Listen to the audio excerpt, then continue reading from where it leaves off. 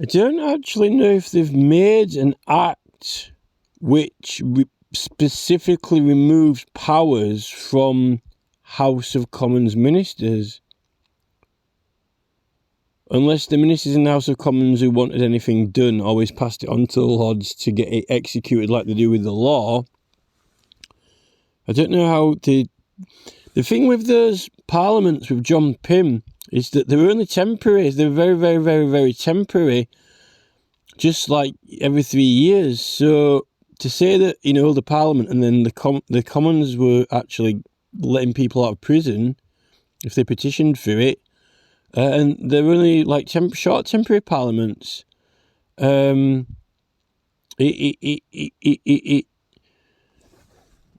I think that Gordon Brown thing happened.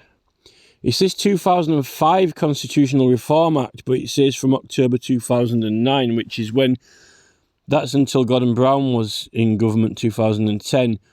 This is when they get the online petitions set up and when they repeal the Appeal at Jurisdiction Act as well. But there's this 2005 Constitutional Reform Act. So I don't necessarily think that they did anything about the House of Commons.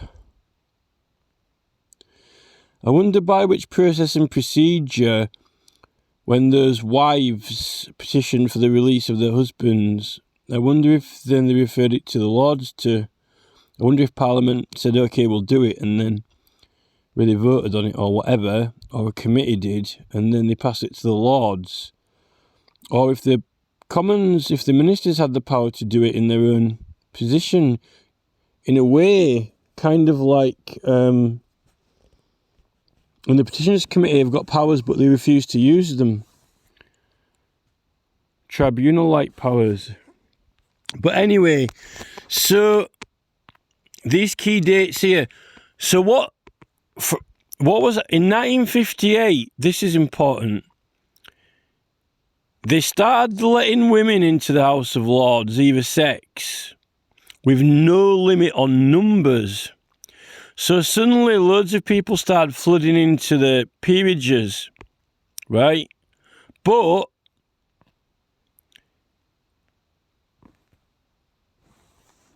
allowed hereditary peerages to be disclaimed for life, hereditary peerages to be members of the House of Lords, and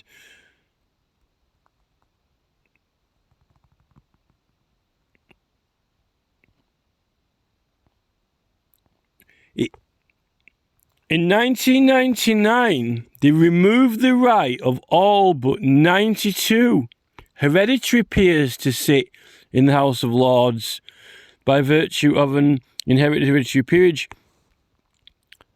So what actually happened then from 1958, which is quite a lot of time, but this is happening in Queen Elizabeth's rule, they actually have been getting rid out of the House of Lords of people, like people who families have been in the peerage. And what they've been doing is appointing and making kind of like new peerages, but loads and loads and loads and loads and loads and loads and loads and loads and loads of them. But they've scrapped the judicial functions. So what is the point in them all? I mean, what is the point in all these people? I mean, you've got people like Lord Walney and now David Cameron who have actually got something to do. But what, like Lord Hanningfield, it seems like it's turned into a business under Queen Elizabeth's rule, which I didn't realise that had been going on.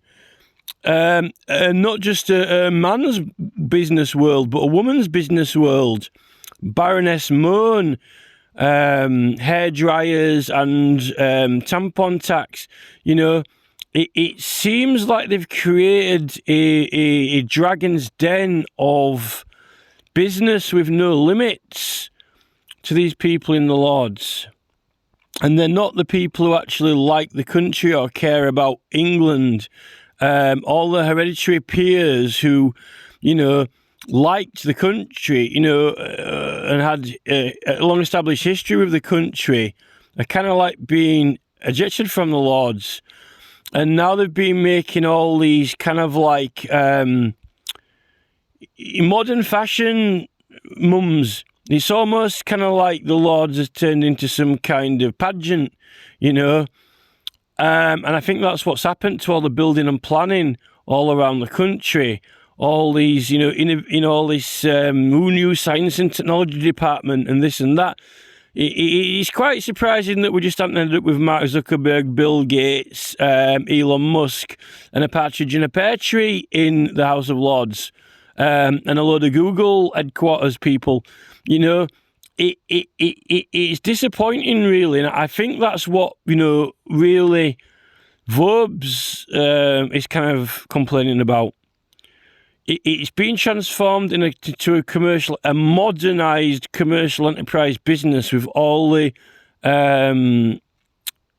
people who, at least, even if, you know, these hereditary peers, even if they've got connections to royalty, at least, like, people used to like England, but now they don't. It's almost like this Moderna, Sunak's Moderna House of Lords, in a way. I'm gonna go check. I need to check out this. I don't think. I wonder if this Constitutional Reform Act includes some House of Commons stuff. Then we'll find out.